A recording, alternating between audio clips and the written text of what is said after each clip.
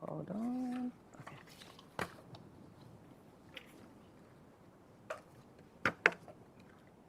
Okay.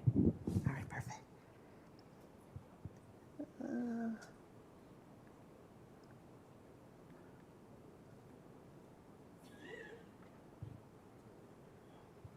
Am I live on my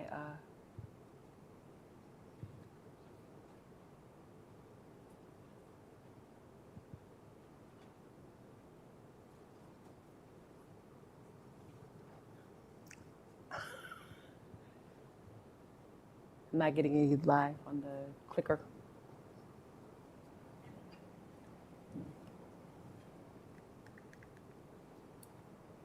I promise I didn't break it.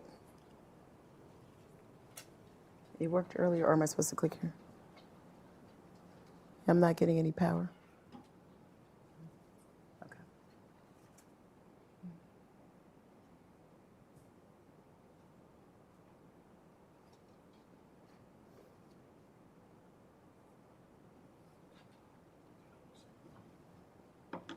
Give us 1 second for technical.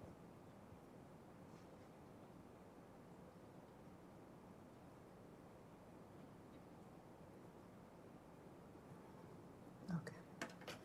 Let me go back. Okay, perfect. Okay. All righty. Well, good afternoon, everyone. Thank you for showing up in person. I know that we are in a movement now where we show up virtually and in person, but I always like to make sure we do stuff in person so I get to actually connect with many of you, which I happen to see on LinkedIn or around the halls here at Brookings or around the city.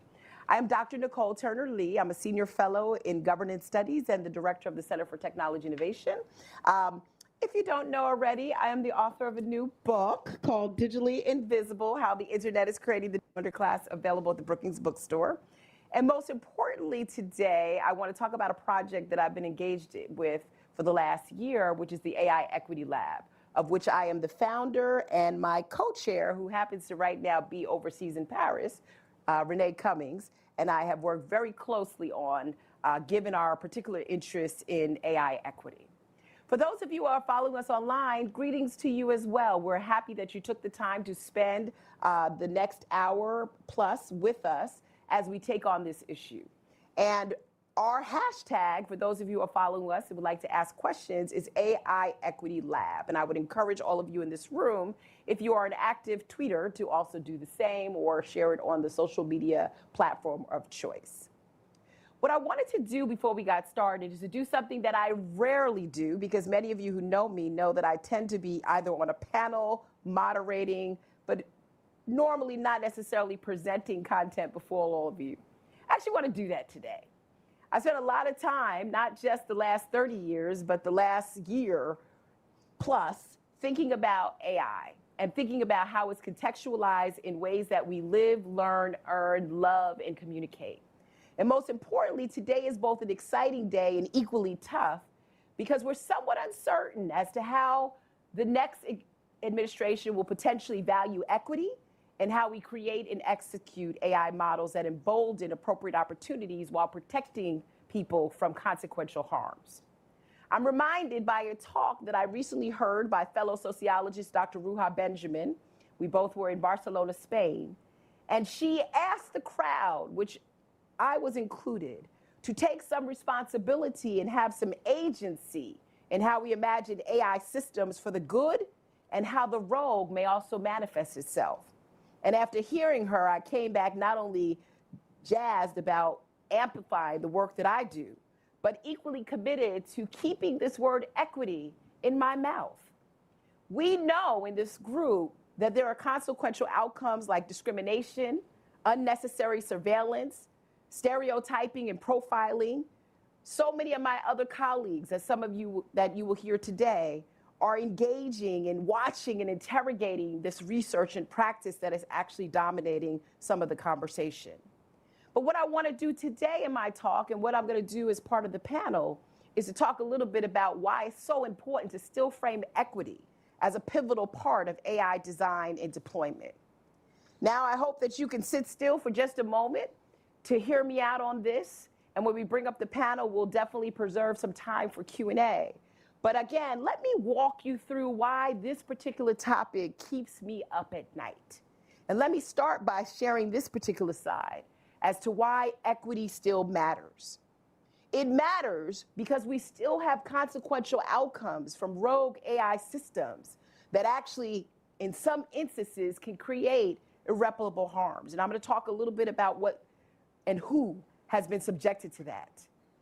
Why equity matters is because at the end of the day, there are people in their communities who are commoditized in many respects by AI models without agency or repair.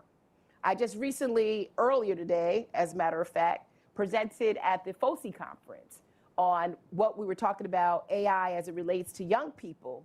And one of the words that just kept coming up is the word agency.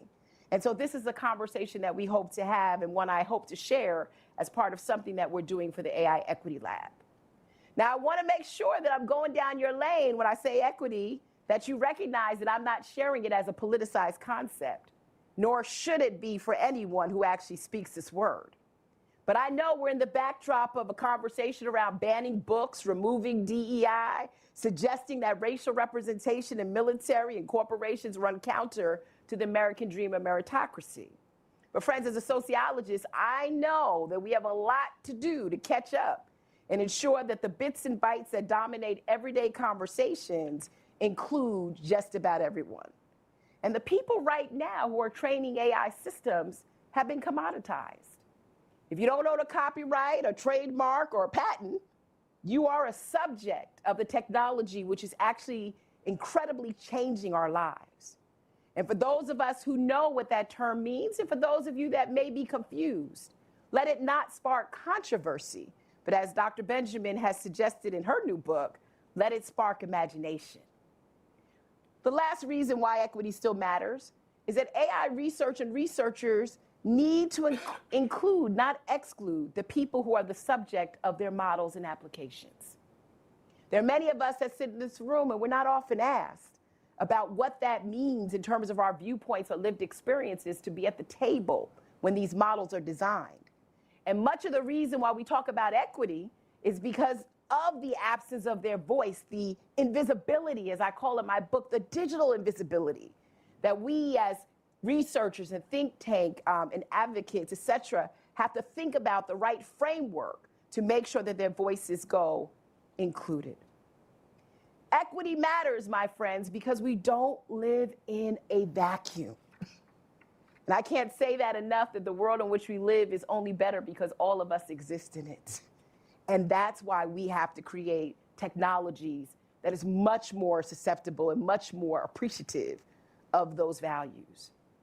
This is how I developed the AI Equity Lab last December on the back of a napkin, thinking about what could I do to make sure people kept this top of mind. Now, I've got a lot of friends who work in this space. Don't get me wrong. They're all over the country. Many people that you probably know or read their own books or research. But one of the things that was pretty consistent among all of us is that we're not always invited to actually have these conversations.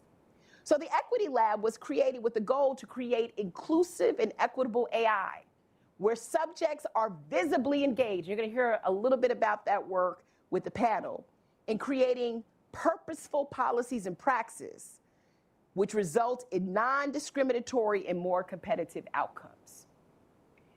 Let me say that again. It is about making people see. And that is the goal of the Equity Lab. I'm a sociologist, I'm not a computer scientist, but I know as a sociologist, I wasn't in many of those conversations. And so how we've been doing that is by convening interdisciplinary and cross-sector experts around high-risk, critical, consequential use cases like healthcare, criminal justice, financial services, et cetera. We've also done something that is near and dear to my heart. A couple years ago, I think I testified before Congress or was on some type of commission at least 9 times in a year. And I said to myself, I cannot be the only person that is doing this work. And that back of the napkin idea for the Equity Lab also led us to compile the expertise of people that I call unhidden figures. How many people in this room are familiar with the story of Katherine Johnson, who worked at NASA? Just raise your hand. Just a few years ago, she had a book and a movie written about her. She was 96 years old. That book actually talked about how Dr. Johnson, among two of her colleagues, were the ones that averted some of the worst space disasters in our nation's history. But guess what? Nobody knew about her until she was 96 years old. And 4 years later, Dr. Johnson passed away. It is my goal and my commitment to unhide AI figures. And not necessarily figures like myself who stand on beautiful podiums before beautiful podiums at a great institution like Brookings, but people who work in healthcare, people who understand criminal justice as advocates for the justice impacted, people who understand what it's like to be a consumer advocate for financial services, people who are practitioners, who can sit alongside technologists and have the same conversation we're going to have today, but do it in a way where we go back to purposeful, pragmatic practices and policies. It's time for us to be unhidden and to be in that room. So that's why Renee Cummings and I put this together. We sat one day and we realized that the trauma that's baked in the data sets of AI systems and the conversations that actually lend themselves to traumatized outcomes, they happen because we're hidden. We're not visible. And more important than that, they're technologists who have not yet opened up the doors to other people with practical expertise. Why does this unsettle me? And I'll tell you a few reasons why. There's a woman in Detroit whose name I cannot get out of my head, no matter how much I try. Her name is Portia Woodruff. She was actually subjected to facial recognition technology, which is used by the Detroit Police Department. She's not the first person that's had this problem. She's probably the 6th or the 7th. But in her instance, she was 8 months pregnant when she was accused of robbery.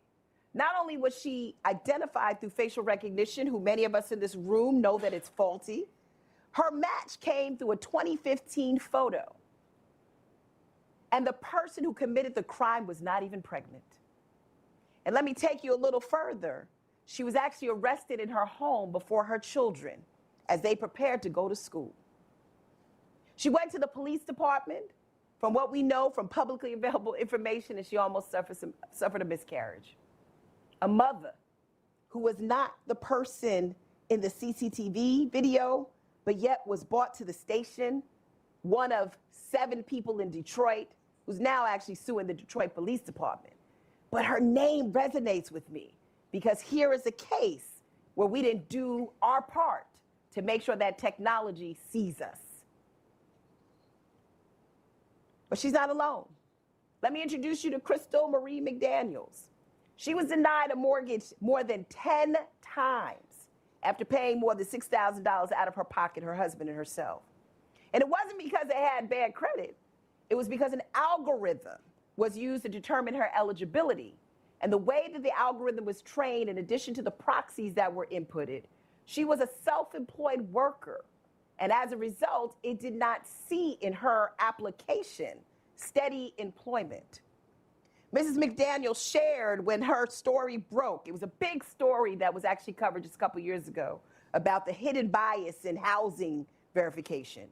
That she at first didn't think that the algorithm acted overtly to be racist.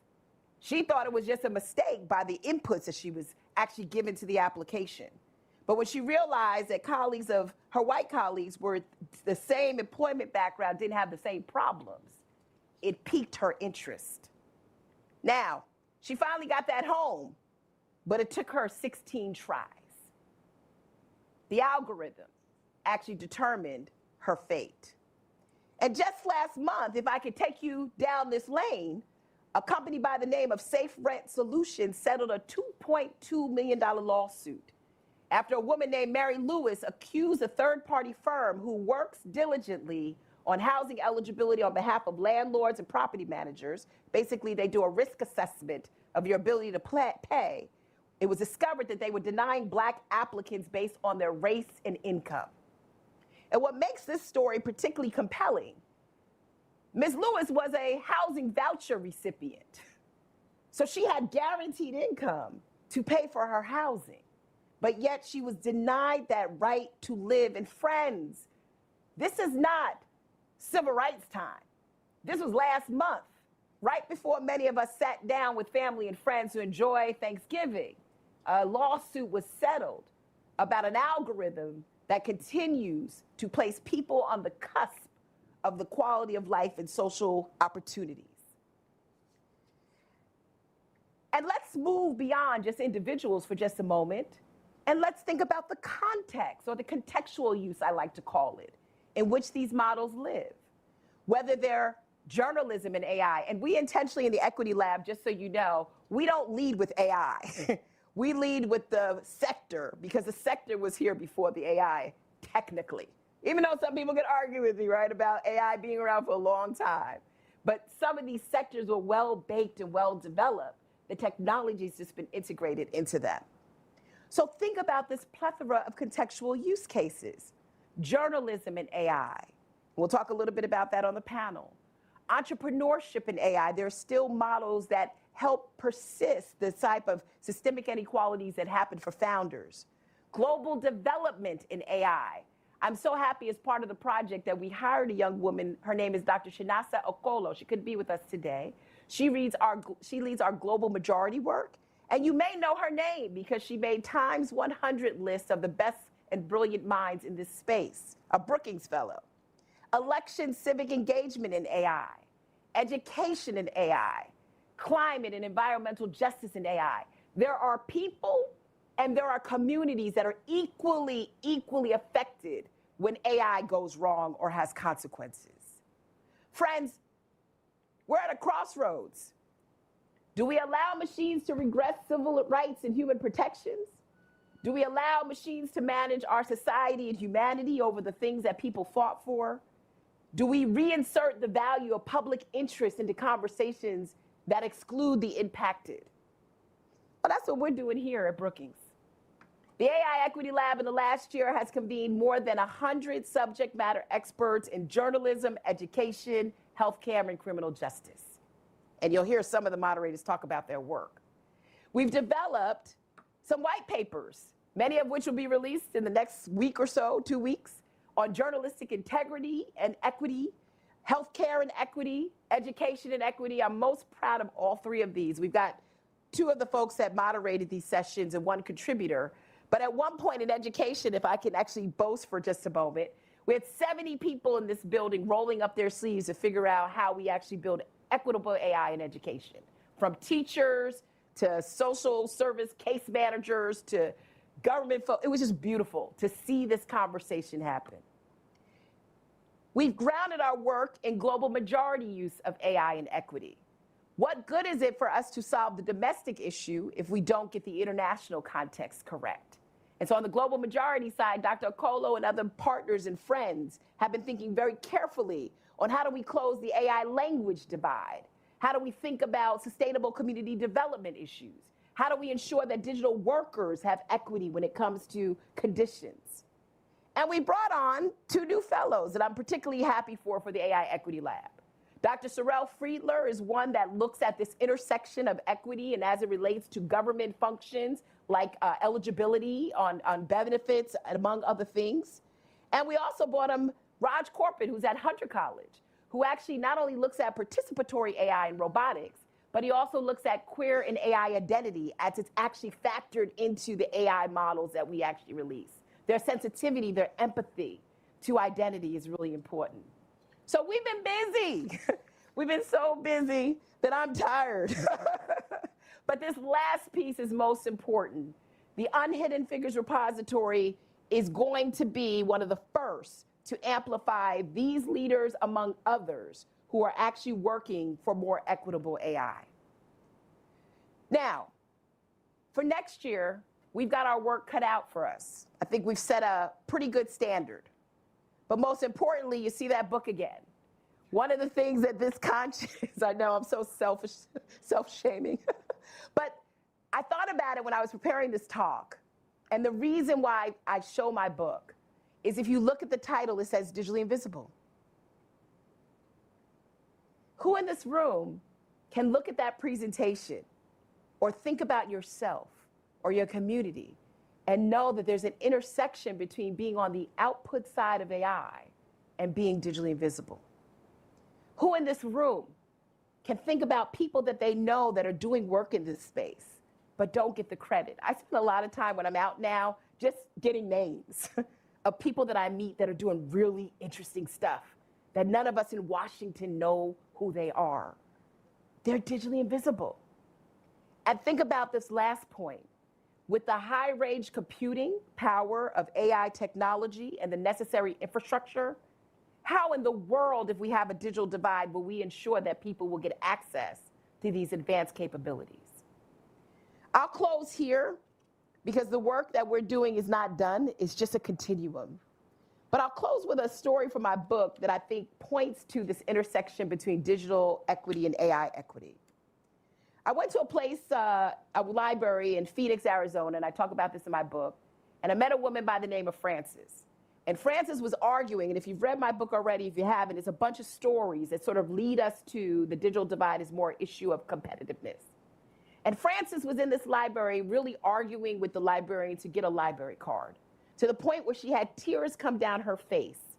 And I followed Frances out to the parking lot, and I said, "Ma'am, I heard you say you needed a library card. I just wanted to find out what was going on." And she said, "I do, and I can't get one, and I just found out I have stage 4 breast cancer." It's a woman, a black woman, sitting in a parking lot, trying to get a library card to check her doctor's results. This was just actually a year before the pandemic. And I was on a panel talking about Frances at a book talk, and a woman said to me, "But wouldn't Frances benefit by having AI in her life? Because then her breasts and her diagnosis could have been caught a little sooner." And then I was reminded by the work I've done with people like Michael Crawford and other health practitioners who remind me that Black women's density of their breasts doesn't always show up on the radiology reports. They're not always represented in the clinical trials that train AI models. In other words, Frances could die without a library card, and she could die without an appropriate screening of her breast. Friends, this is what AI equity is about. It's not all this other stuff. It is an imperative, if we're going to create a society for people like Frances to exist, that we get this right. And that's what we're committed to doing at Brookings, getting it right. So I hope you'll go along this journey with us. We have a webpage, the AI Equity Lab, where we'll be promoting and posting a lot of stuff that we're writing. You can connect with me on LinkedIn if you want to stay in touch with all the activities that are happening. And most importantly, just keep saying this word. Just keep saying it. Because if you don't, we'll erase the people that many of us in this room want to keep working for. So thank you for that. I want to move now to the panel. I'm getting a little hot up here, so I was feeling like a Baptist preacher for a minute. So let us do a little change here of the podium. But thank you so much for coming today, and for those of you online. Thank you, Catalina.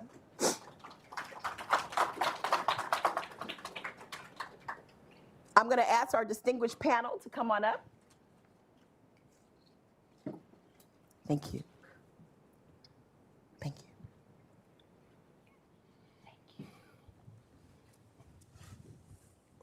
I appreciate all of you. Please, friends, welcome our panel to the stage. So, you all heard me speak about the stuff that I care about and stay up at night. Michael knows because he gets emails from me at 2 in the morning. I want to jump into just the conversation on the work we've done with the lab, particularly for those who have been leading groups. For those of you who are not familiar, the lab has not actually involved me. It's actually involved people who work in this space.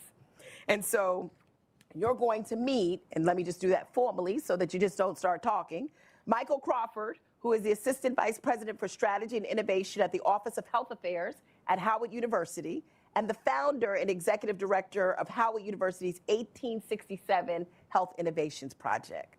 Courtney Radish is a non-resident fellow in governance studies at the Center for Technology Innovation. She's also the director of, and we didn't put this down, but the Liberty and Justice, right? Center for Journalism and Liberty. Center for Journalism and Liberty, where she's working on ways to advance a more inclusive and equitable information democracy.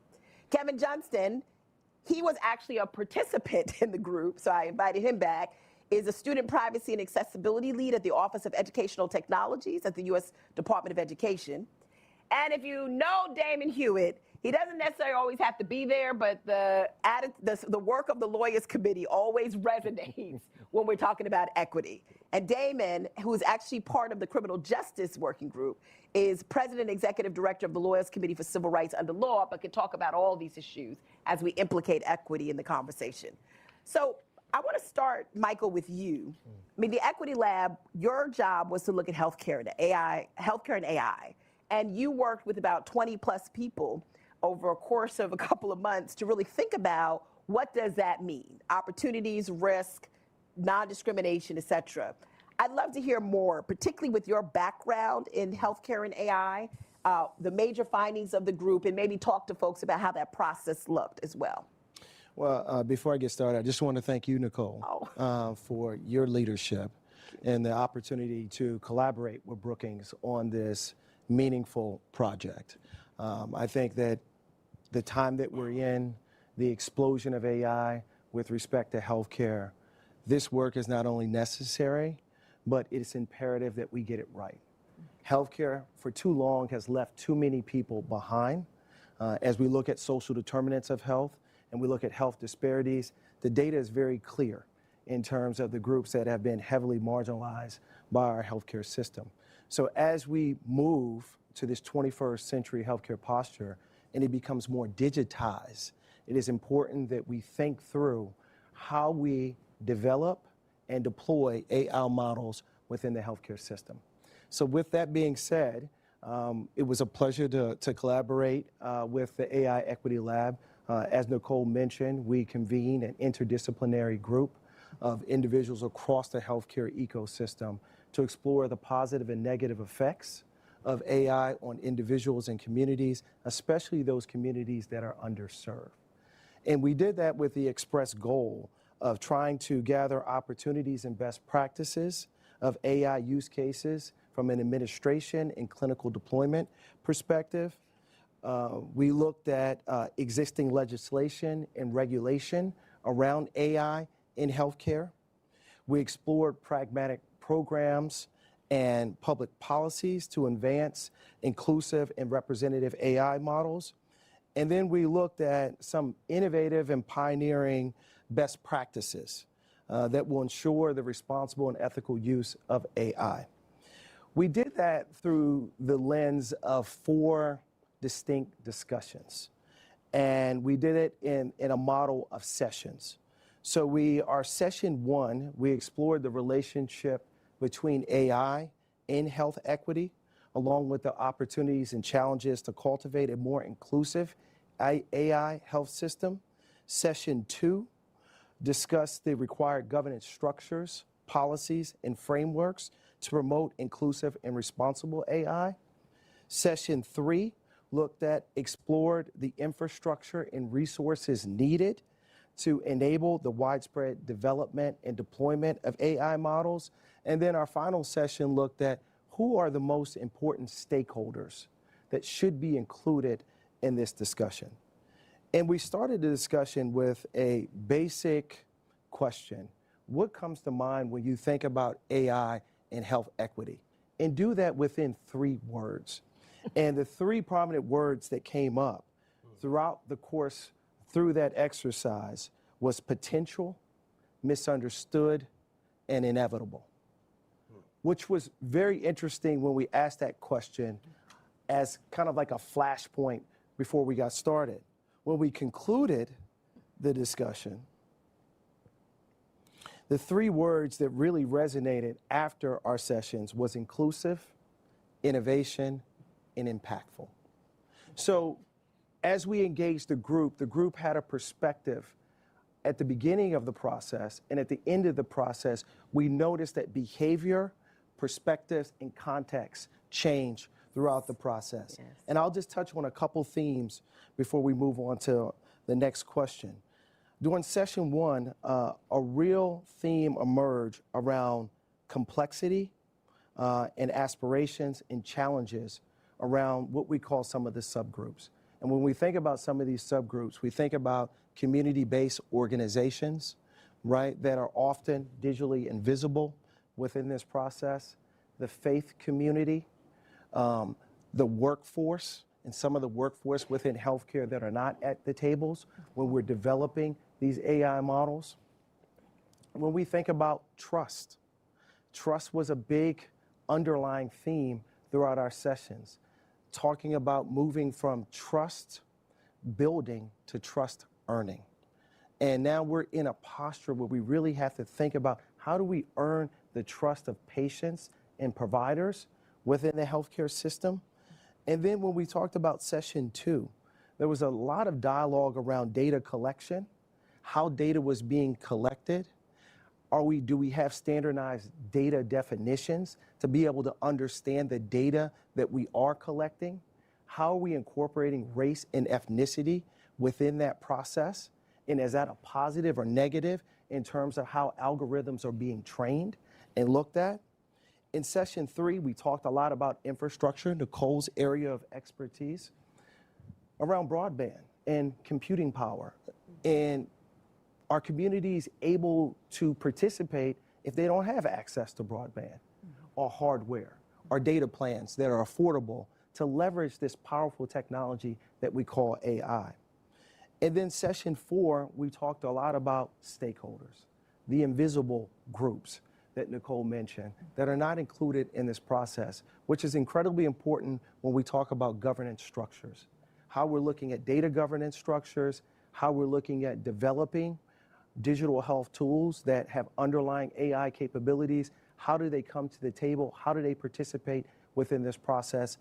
All of which you will see in our white paper. So I just wanted to preview some of the themes from our group, and all of this will be compiled and collated within our white paper that will be out soon.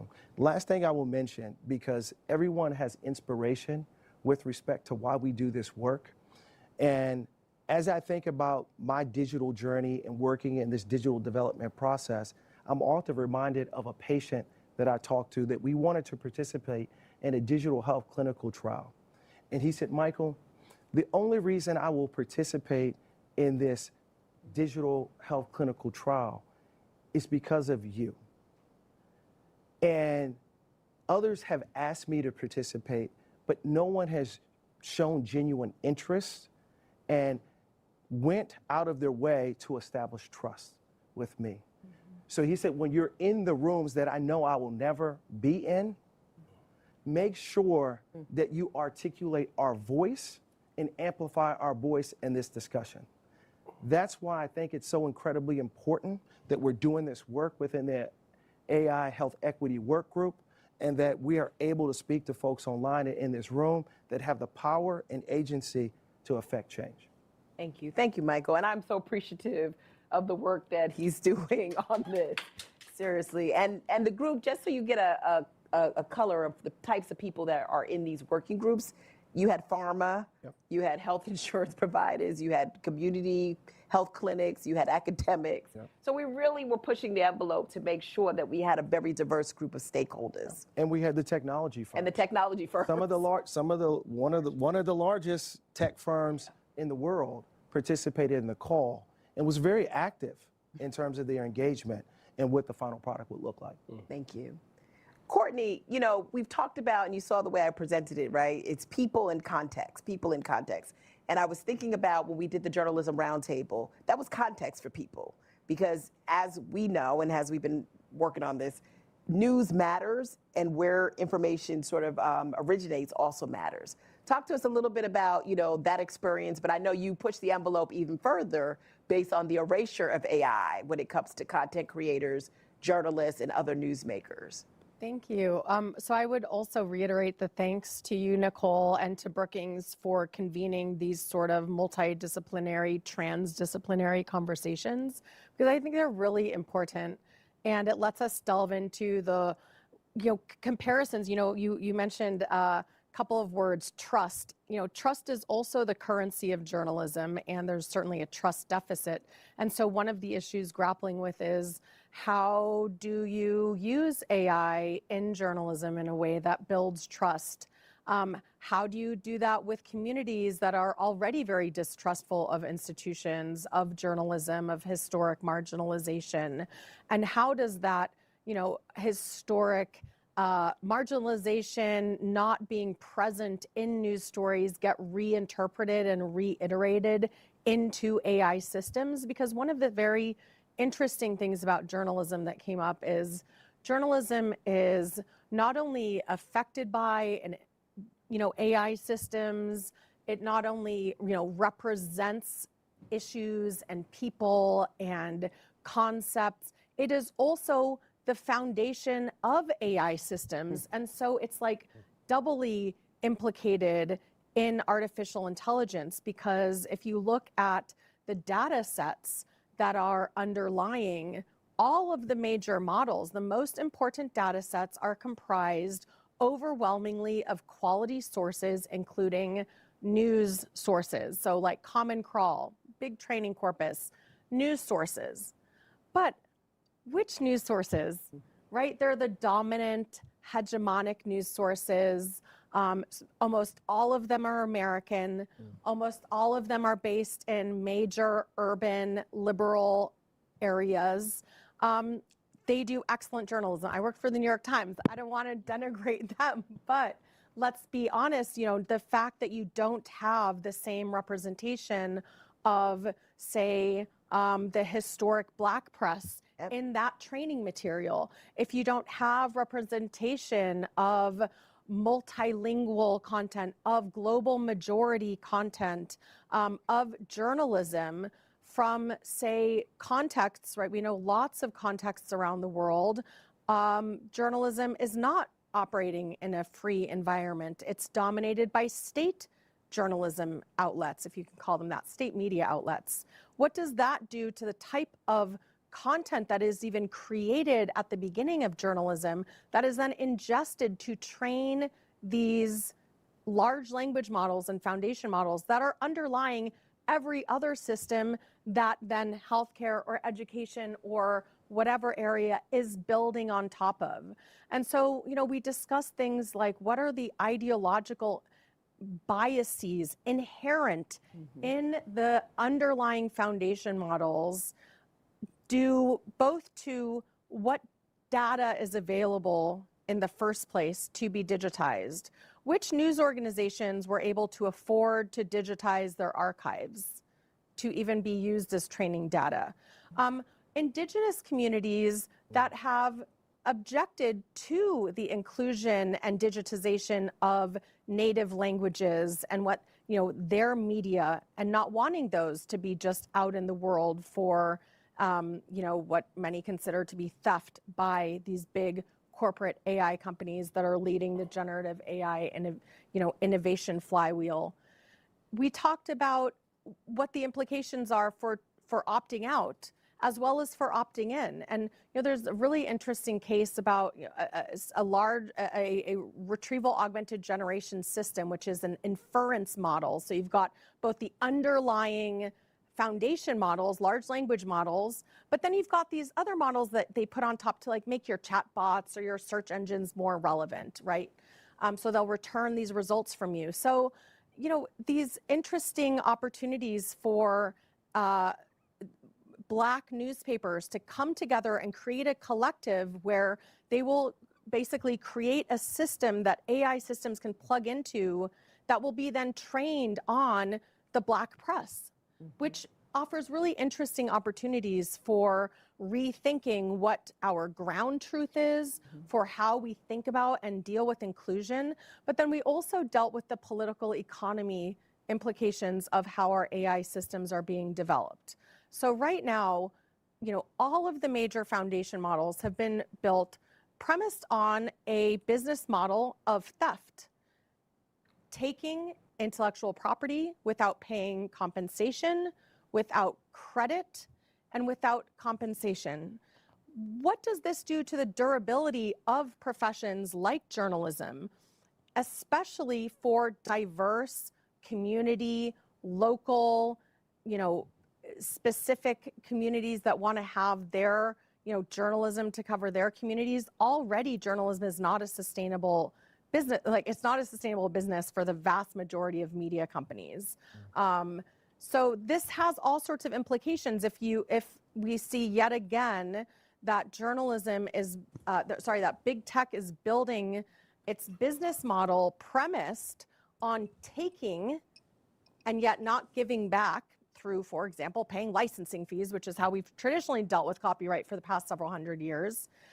What is this going to do for companies, for journalistic organizations that can't afford to sue, right? You've got the New York Times suing, you've got News Corp suing, but how do, the Hispanic press, the LGBT press afford to sue? How can they figure out how to license when they don't have access to information to even value their product? So we really covered a lot of different issues, as well as how how AI is being integrated into the newsroom, and what this means, again, for the way that we build trust, for data collection. Like, on the one hand, you want more representative systems. On the other hand, that implies more surveillance, more datification.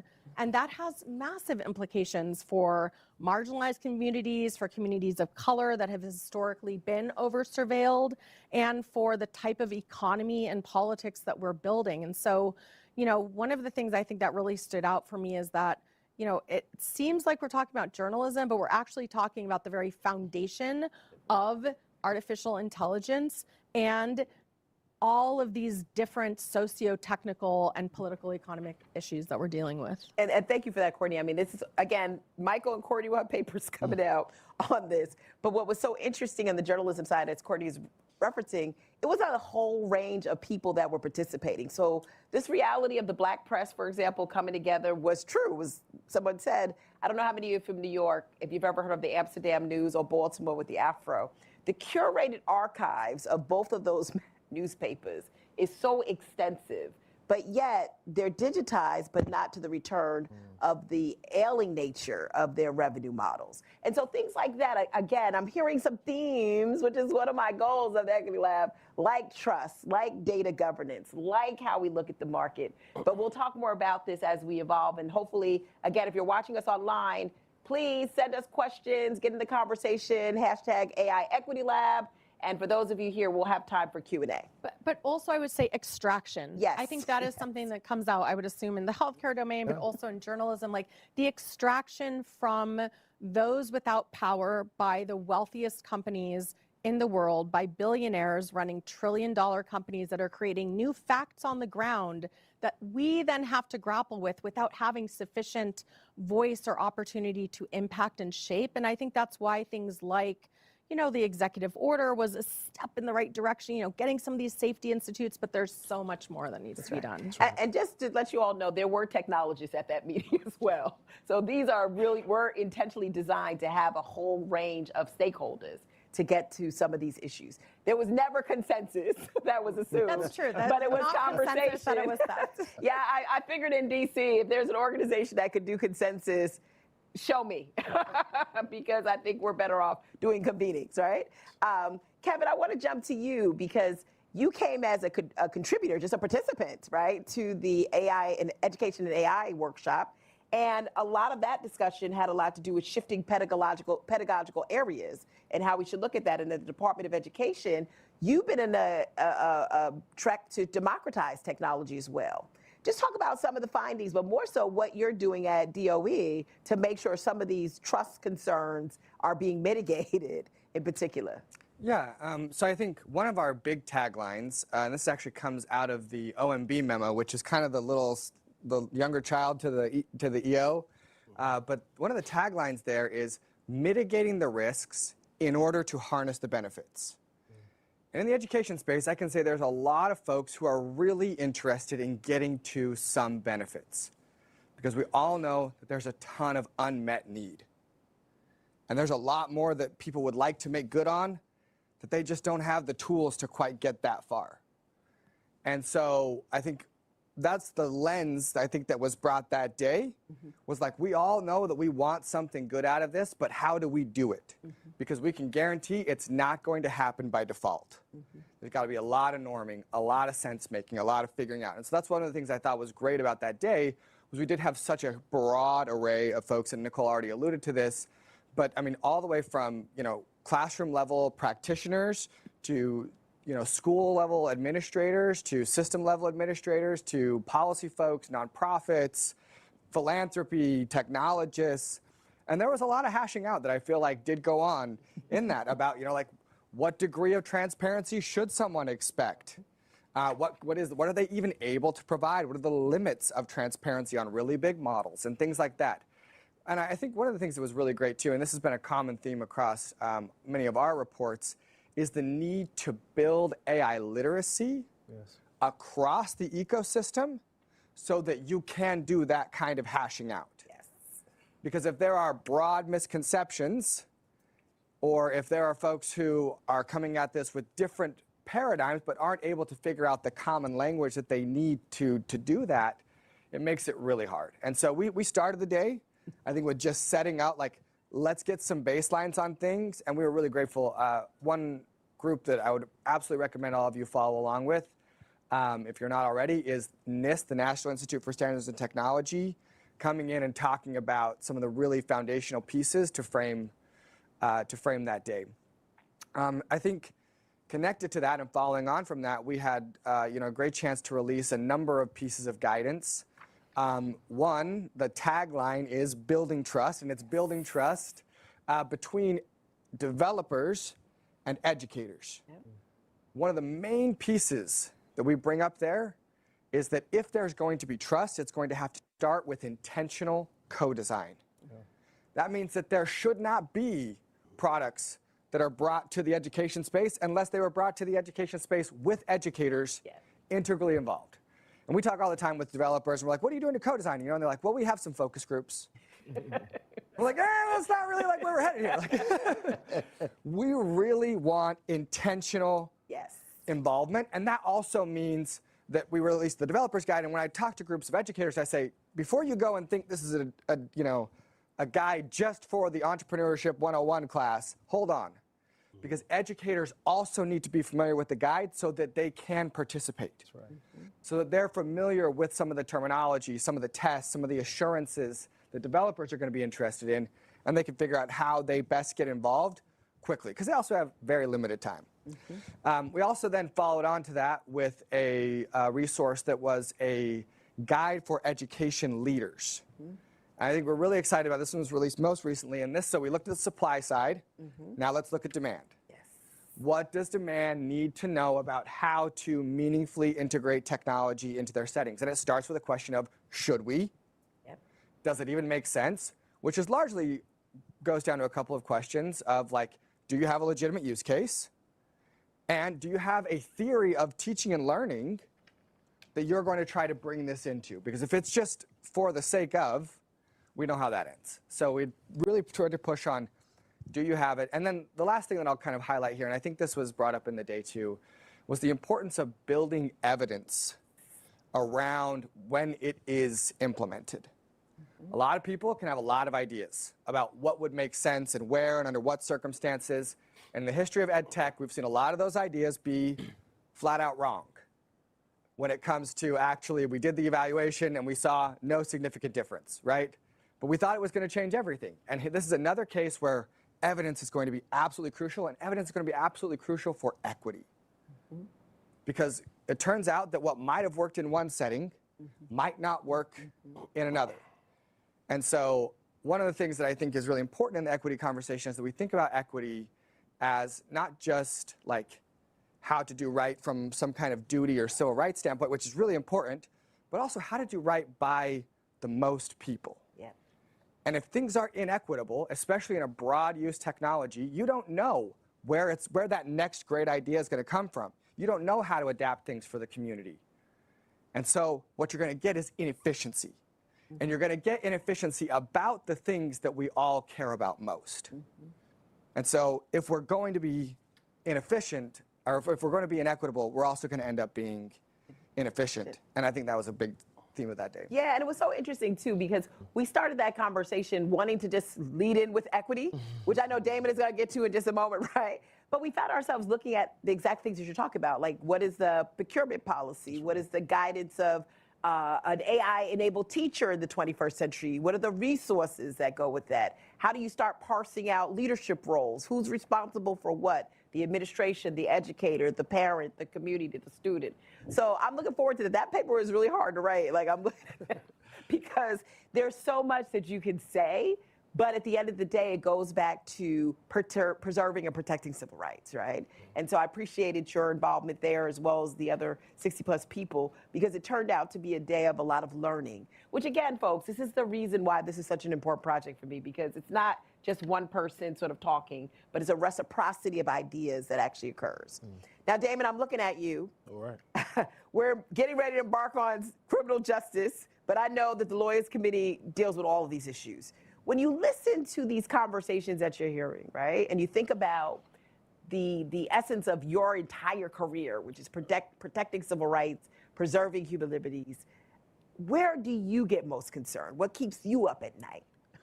Well, first I want to, as others did, thank you, Nicole, for this platform, this space, and the ongoing work of the Equity Labs is very important for all the reasons you've heard. I do want to share a bit about the Lawyers Committee just for context.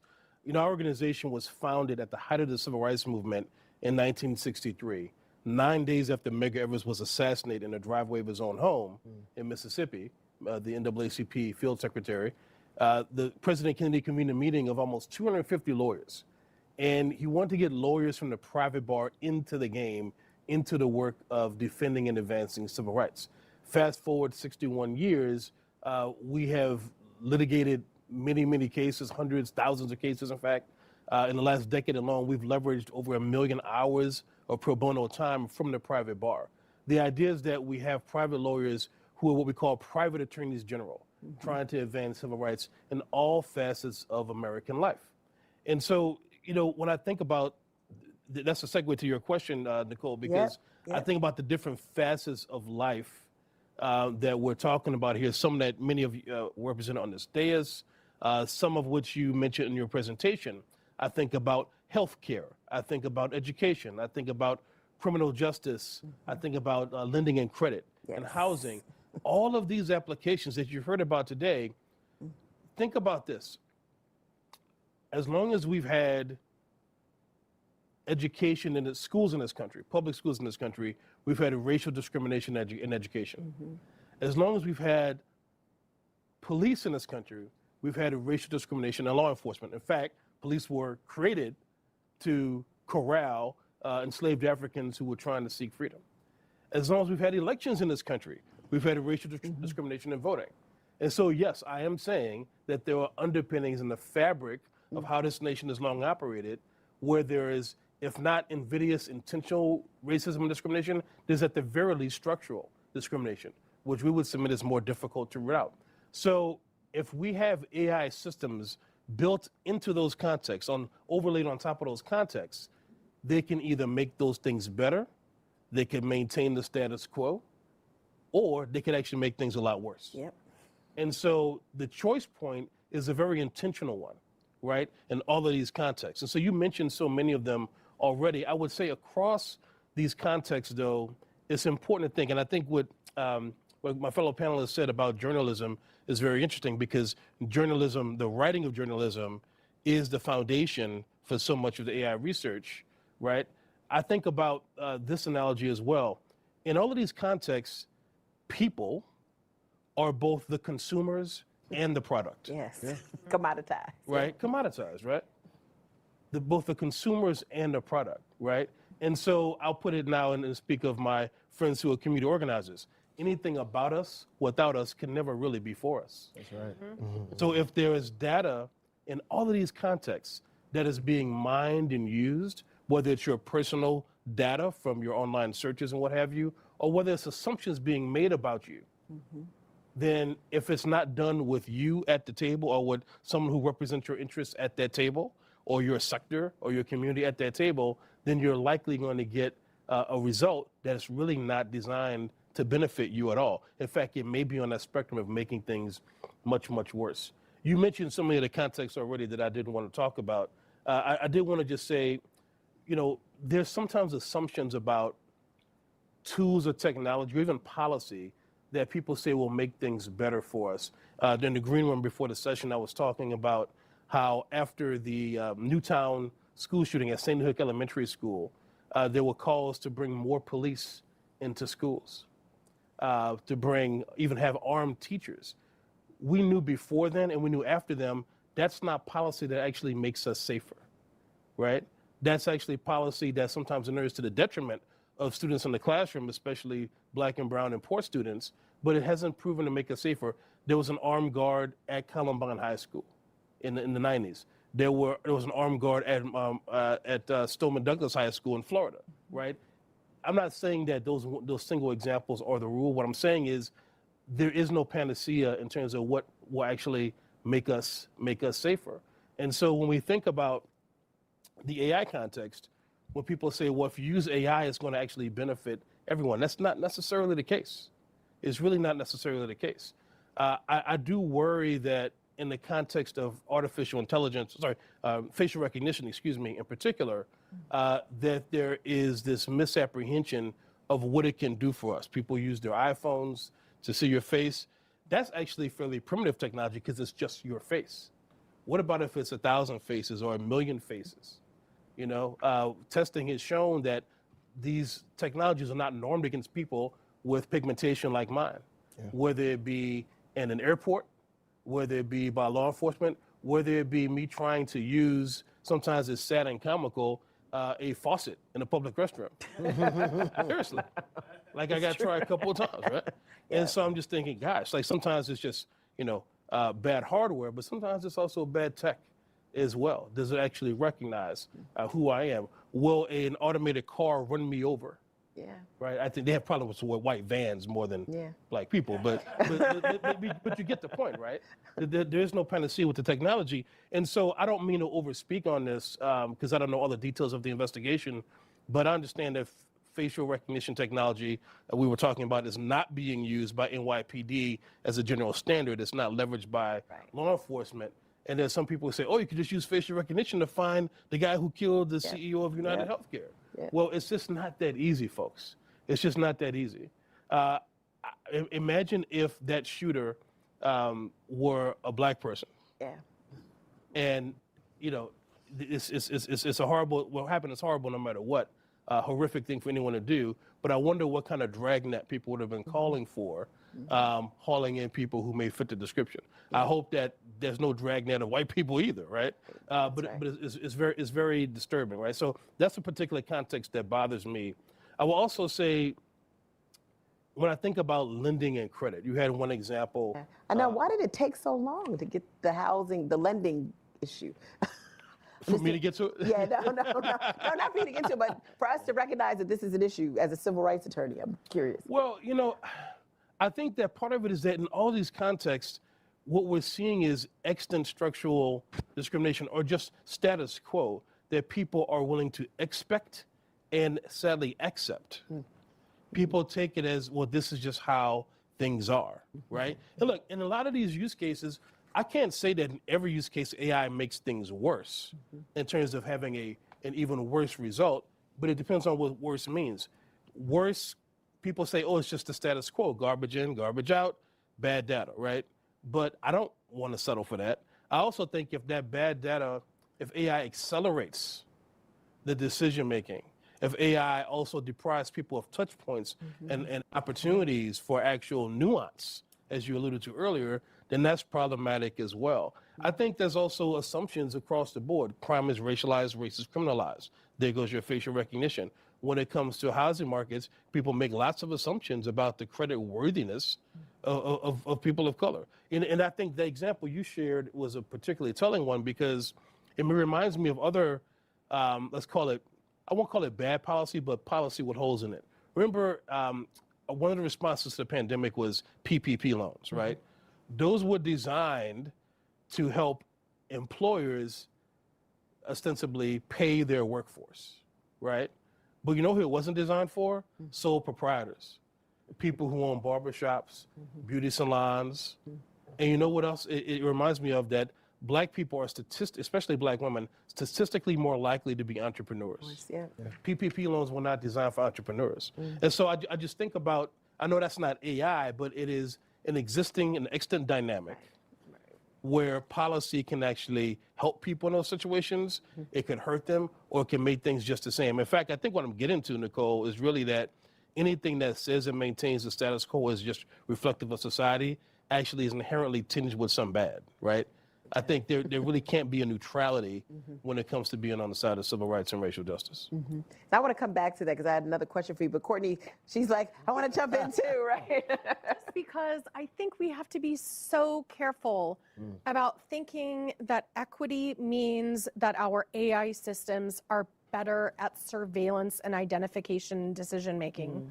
I just I hear what you're saying, but part of the assumption then is, okay, well, we need to do more training on Black and brown faces, more training on women's breasts, more training on women's healthcare. And maybe there are reasons to do that in certain domains like healthcare, but there might be other domains where actually the problem is not that we need better facial recognition technology. The problem is that it's being integrated into our CCTV cameras, and we are doing away with our ability to have any ability to freely associate, to protest in the streets, while maybe helping us catch those criminals. But this is the trade-off that we see.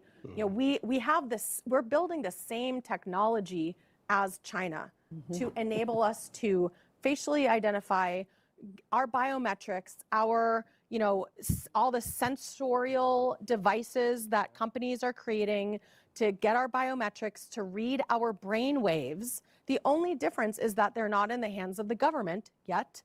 They are, dispersed among the private sector. So I do think we have to be very careful in the equity discussion, that we're not kind of implicitly assuming that we want to have perfect surveillance, perfect facial recognition, perfect biometric analysis. Oh, yeah. I agree 100%. Yeah, I agree. I agree 100%. Can I just make one comment? Yeah. I think that the notion of striving for perfection is flawed, right? Yeah. I mean, reaching perfection is flawed. The notion of striving for it should be a pursuit, right? Knowing that it might not be an achievable goal, but if we fall short, then we're better off than we would be if we did not pursue it. And I think to your point about infrastructure, and talking about how do we aspire to attain a perfect model, a large language model, a training platform, we have to address the underlying structures. Because one of the biggest problems with AI that folks talk about is that you're just using existing data that is describing a problem that we already have in society. And I'm talking about it from a context of healthcare. So how do we incorporate different data sets or disaggregate the existing data that we have to better understand what we are using to train models? Right. And then bringing those other folks to the table to contextualize the data that already exists. Because some of the insights are in the data exists, you just don't have the right people at the table that can help contextualize that data and help train those algorithms. Go ahead, Kevin. I want to jump in here because I think in education we've seen a lot of cases where we say, is AI going to be helpful here or not? Yeah. We saw one, especially around AI detection for student writing. And we met with a lot of teachers, a lot of educators, and one of my reflections from that is don't do things that are going to undercut your relationship with a student just because an automated tool gives you the affordance to look into something. And so I think in AI, there's long been this rule of don't use deep learning where a simple rule will do. And I would propose don't use an automated system when a relationship is what you need. Right. Yeah. That's right. And so for these educators, we're really trying to help them think about how do you stay informed, connected, involved, and how does AI help you do that? But don't let it ever supplant that student-teacher relationship, because that's when we get into places where we have machines acting in ways that are a little quirky or outright biased or racist, and we don't want that on our students when the educator could be the barrier between that. And I love that the example because, or that line of thinking, because I think about the reports about teachers in California, K-12, using AI to grade essays and tests and exams. And I'm thinking, so much for partial credit. Right. That's not happening at all. And I think you're right. I love that framing because it goes. I think grading anything that is can be subjectively graded, right? Using a shortcut like AI tools actually does alter that teacher-student relationship. It eliminates all the nuance. It eliminates all the context, and it also undermines the ability to help with future learning, which really is what education is supposed to be about. Well, and go ahead, Courtney. And with journalism, it's the same exact same thing, thing. right? It's like, oh, let's have, an AI bot produce Right. a bunch more content in journalism. And like, as a journalist, we agonize over what term to use. What are you going to call what's happening in Gaza? How do you describe things and the humanness? You're talking about relationship. I think it's that same sort of thing. Like in journalism, we also talked about where should you integrate AI? Where shouldn't you? Where do you keep the human in the loop? And I think one of the values of journalism is that human observation. Like anyone can use a chatbot, right? But you can't send a chatbot into prison to do the reporting, into the hospital to talk to the mom, and get those stories. So I think we have to. I like that framing as well. So really thinking about the new meaning to human in the loop and what that actually means. That's right. So, okay, so I've been sitting here thinking about this question that, as the observer of all these groups, right, there's something that resonates as I listen to the findings and get a chance to talk to all of you. One, going back to this question of, Courtney, I like the way you phrased it, just because an AI system exists, sort of paraphrasing you, do you want to make it better, even if it's going to be a contributor to surveillance, right? Is basically what I heard you saying. So do you really want to make facial recognition better? Because if you do, you're going to just make it easier to target people who have been previously surveilled. Here's the question I throw out to all of you, which, again, I think has been the tension, positive tension of these groups. You may not want to make it better, but without agency, you're still subjected to it, right? And so to a certain extent, when I was at the National Academies of Sciences and I was on the facial recognition committee that President Biden appointed, there was a lot of struggle on that, right? Should there be the standard of how you deploy facial recognition in policing, and should the focus be on getting it better so that you can do better identification and face match? But the challenge that came up in one of these meetings was, but if you put it on the metro train station, will everybody want to be subjected to it? And so undergirding many of these discussions is about power. That's right. Yeah. Who has the power to control not just the system design, but where it's deployed? And, I'll start with you, Damon, as a civil rights attorney. At the end of the day, are we looking at democratizing systems so that there's equal access for everybody? Because in China, you're surveilled no matter what. Or is it going back to, I think, what Michael sort of talked about, are there points in which the AI should have a red line? And there should be more discussion as to whether or not this is going to be a pertinent use case that will not lend itself, in trouble with certain levels of ambiguity when it comes to civil rights. Right. Well, I think there are red lines, some brighter red than others, all abundant throughout context. I would say that at the end of the day, to me, this is really about harm reduction. Yeah. Right? So those of us who spend our lives and careers trying to address the impacts of intentional and structural racism, we pretty much know that we're not going to eliminate it in our lifetimes, right? But we're still fighting the fight and creating better and new policy and stronger laws and enforcing them to try to do harm reduction. And so I think that we do have to have an approach that our balance isn't always 50-50, right? Right. But just like the whole concept of equity is superior to equality, because equality assumes formalistic 50-50. Equity or even justice are more heightened and nuanced and evolved concepts, right? And so I do think that when I think about harm reduction, we want to be at the table. We were at the table when, we have our digital justice initiative at the Lawyers Committee. We have, policy staff and litigators working on these issues all the time. And, we were at the table because of their work with the Office of Science and Technology Policy for the rollout of the Blueprint for an AI Bill of Rights, for the rollout of the executive order. I was asked to serve because of their work on the Homeland Security AI Advisory Board, right? So that was a board that was dominated by corporate type. And Sam I think there were Altman, three of us. yeah, exactly. So we run that together, and one other civil rights person, and some other really good progressive tech people. But Sam Altman is on that body, and other interesting people. This is not to denigrate them. I'm just naming, like the CEO of Delta Airlines, right? Like, it was dominated by tech and corporates, but it was important that we're at that table, not so that whatever comes out has our imprimatur check the box, but so that we can actually try to influence what it looks like. And so we appreciate Secretary Mayorkas for his leadership in doing that. I also was very clear that we're here to try to reduce harms of what otherwise could come true. Okay, that is very important, harm reduction. But I think to your point about power, we have to step back from harm reduction, because harm reduction takes as a given that these systems are already in place.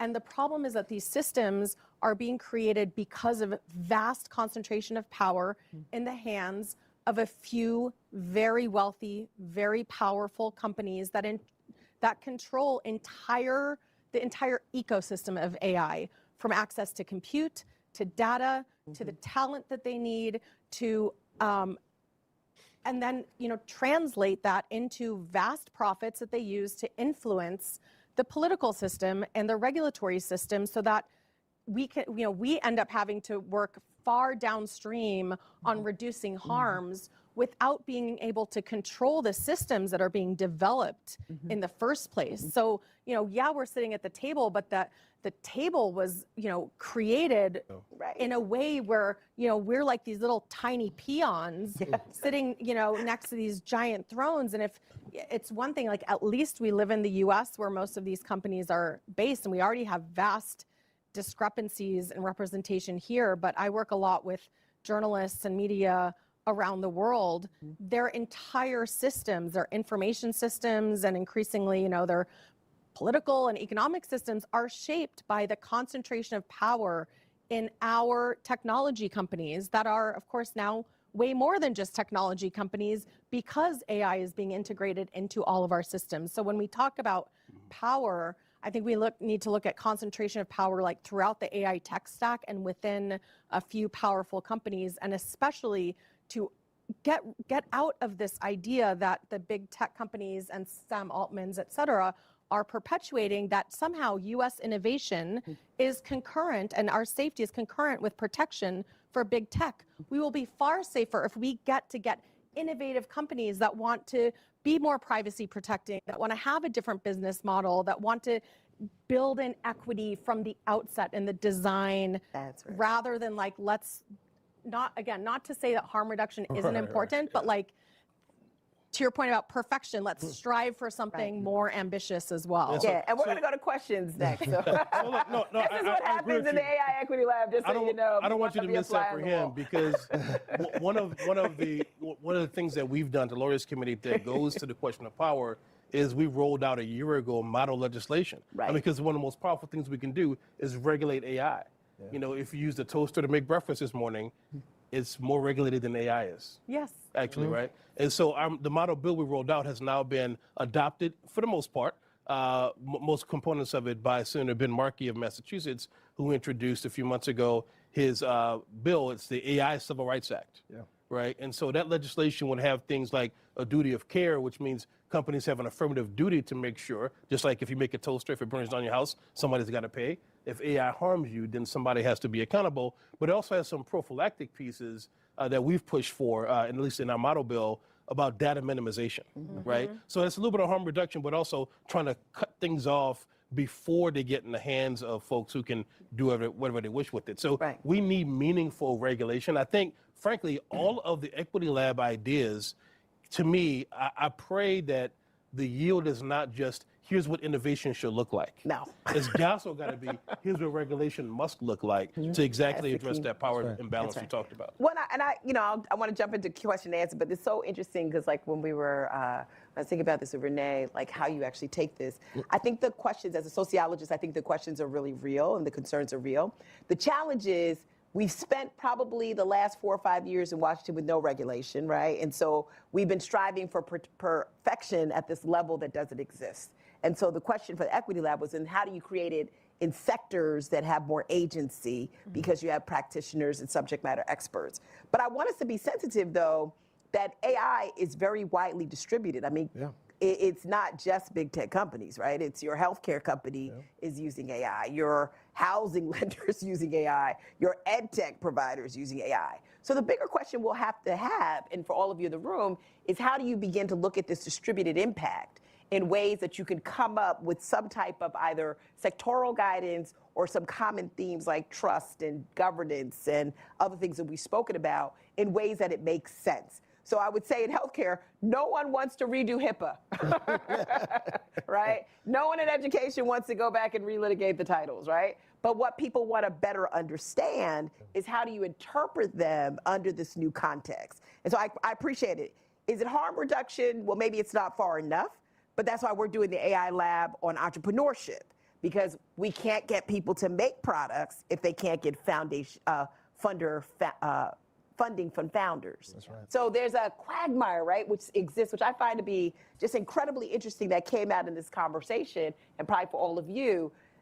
Perfection has been the sought out aspiration for the last 4 years in terms of government policy. What happens when you bring the people who actually do the work together? You might get a little further than perfection. You actually might get to a space where you can get collaboration and convening. So that's my 2 cents on that one. So thank you, because this is kind of what I wanted to get at. Okay, we're going to go to Q&A. Do we have microphones? Thank you. And please state your name so we know who you are. And for those listening, we're using the microphone so the people online can hear us. Okay. Name's Bob Wyman.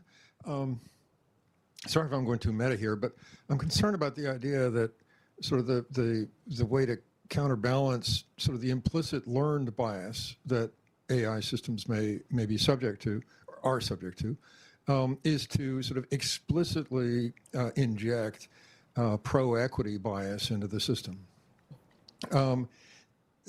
Obviously, there are questions about what does it mean to be pro-equity. Bernie Sanders, Trump would have, those two would have very different ideas on what that was. Okay. Non-textbook. But there's this other sort of a little bit more insidious problem in that what happens when we as a people become aware of the fact and become sort of internalize the idea that the models are being explicitly manipulated. Just let me give you a really heavy-handed example that recently happened, and that is, I don't know if you use ChatGPT or Gemini or whatever prior to the election. They refused to answer questions about the candidates or the subjects. And so as you're using that, you become very well aware of the fact that there are questions that must not be asked, okay? And there are answers that will not be given, and that someone has decided what those are. And so you're always aware of the fact that essentially what you can know, what you can experience is being limited by someone who you do not know, even though they may claim to represent you. And I wonder, how do we address this issue without having this insidious effect of essentially causing the consumers of these systems, in many cases, to be aware that they are being explicitly manipulated in the very use of the systems, as opposed to just sort of like if you have put together a model based on stuff that you just suck off the web. I think we've all got a pretty good idea of what the biases are going to be, okay? But we have no idea what the biases are of some system that's manipulated by a committee, no matter how good thinking they are. So how do we deal with that societal issue of maintaining people's confidence in the various information sources, in the various algorithms and such that rule their lives? Anybody want to answer that? I have an answer. I mean, I don't think we should have confidence in the systems as if they're perfect now. I mean, you go to Google Gemini, and because they were trying to address issues around, say, racial bias in certain professions and historical issues, they ended up, or I think it was Dolly, creating, images of Black founding fathers and Nazis, which just doesn't purport with reality. So there is this tension between trying to address the fact that the data inputs reflect the existing biases of the data that is A, datafied in the first place, and B, used to train, because it's not all internet data, right? It's, as I mentioned, news is a preponderance, social media is a preponderance, you can see that. Part of it is to have more transparency into data sources, both in terms of the training model and in terms of the inference data. So citations, content provenance, that is one way, because I mean, any way that we get our information, even your library is making choices about what books to present, et cetera.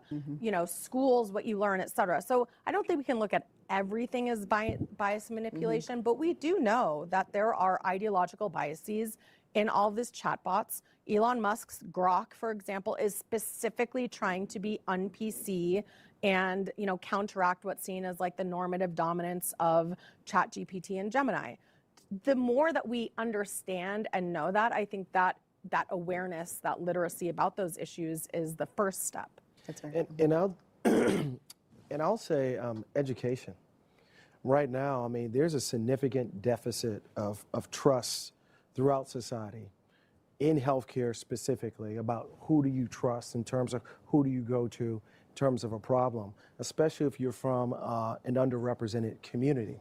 So I think that there needs to be a significant AI education campaign so people can just understand what we're talking about. I don't think we have the same nomenclature when we describe the issue, similar to when we have a pro-equity bias. I mean, one person describes it one way, another person describes it another way. And I think if you ask my mother how she describes AI and what it is, it would be completely different from the way that I interpret it and look at it.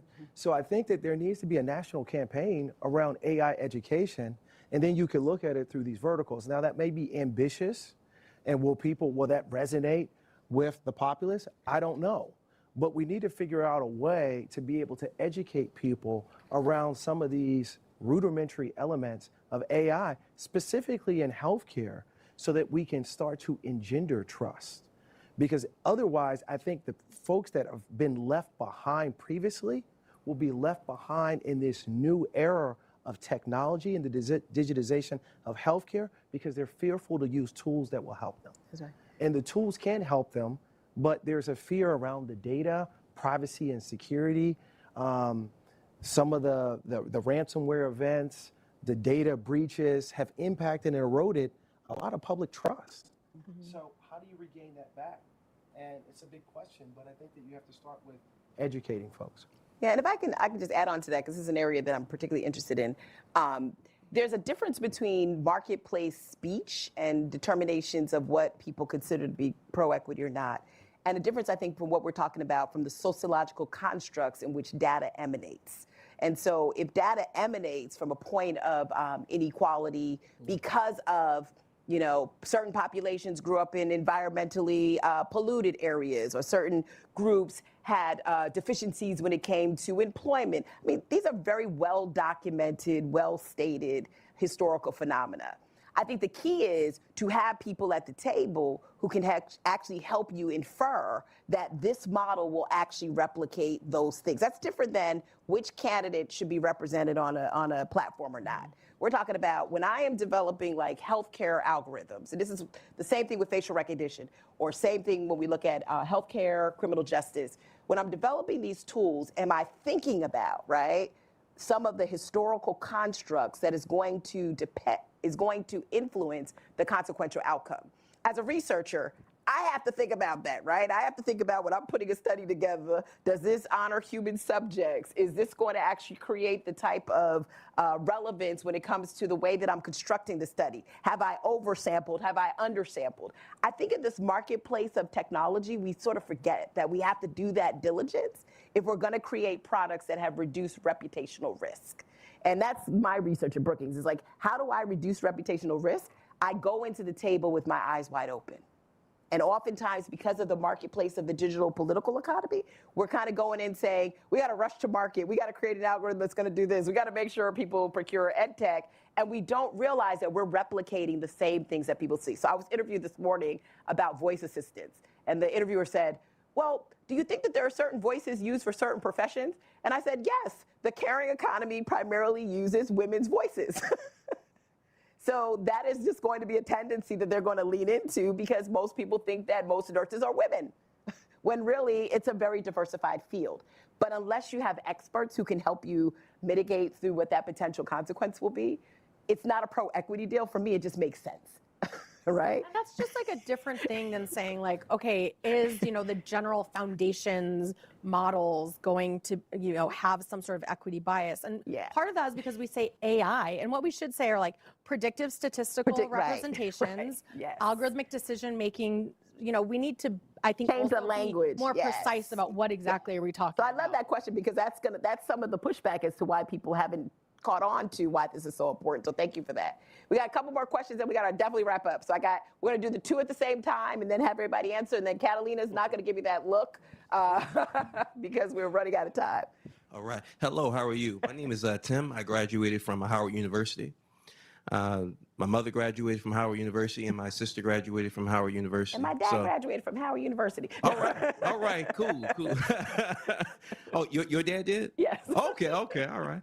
So the question I'm asking is that when I know that you said, sit at the table, but, if you sit down at a restaurant and you expect to eat, you don't expect to just sit at the table just for the heck of it. Yes. And so basically I want to know, what about the justice in terms of the people who actually put together AI? Because it's all come down to people. That's how, you got all your jobs. You interview with a person. And hopefully it stays that way. So, I'll talk about it's the people. So that's what this is all about. That's how I feel about it. So that's just my question. Mm-hmm. No, that's real. That having a seat at the table is necessary but insufficient to achieve justice as a frame. I would certainly say that, and at that table, there weren't many black folks at that table. Yeah, that's the thing. Yeah. And so it was some would say it's representative of a field. It's not representative of the nation. It's not representative of the consumer/products who are being impacted. And so I also do think that having, this is not what you're saying, but I did a bit of work in law enforcement for a while in the Patterson administration in New York. And there was this talk about, well, if we only had more black and brown officers, then things would be better. But data shows that is not, experience shows that is actually not true. We covered all kinds of incidents where black folks were being shot and killed and accosted by black officers too, right? And so simple representation, to your point, at the table is insufficient. Similarly, I do think it does matter to have black content creators and to have black tech folks, data scientists. That in and of itself is insufficient. Yeah. I think it's harm reduction. Quite honestly. Go back to harm reduction. So I do think that one last thing I say, they say that Catherine Graham, who was publisher of the Post, said, freedom of the press is for those who own one. And so if you extrapolate that concept to AI, what does it mean? It could be what Bob asked the question about, who do you trust? Like whose AI machine is the one that you can actually leverage or use? So I think we're in a logic trap no matter where we are and what we do. I do think the answer can't be to do nothing, especially for people of conscience, because other people are doing a heck of a lot. So your point about needing to eat when you're at the table is really important because we keep expecting people to do this work for free. We're like, please, so I work a lot in like the global majority, come be, tell us about the problems in Kenya and Ethiopia and Lebanon, like wherever. Give these, especially big tech, because they're the ones who can afford to do like these multi-stakeholder consultations, which are important, but insufficient because you cannot expect the people doing the work to have the time to also freely input their advice and oftentimes to get nothing in return from some of the wealthiest companies in the world or the companies that are, trying to become the wealthiest companies. So like, I think that's a really interesting point, especially as we talk about needing more representation and outsourcing so much of this work to the global majority where, okay, you've got a lot of AI annotators in Kenya. That does not mean that they have any awareness of the African-American situation because they both happen to have black skin. Yeah, we just actually, Dr. Okolo just wrote a nice piece on the data annotators. And to your point, you got to have a seat at the table. You have to have some money to pay your bill. And most importantly, you got to eat. but you don't have to have just one seat at the table. You should have multiple seats at the table. That's right.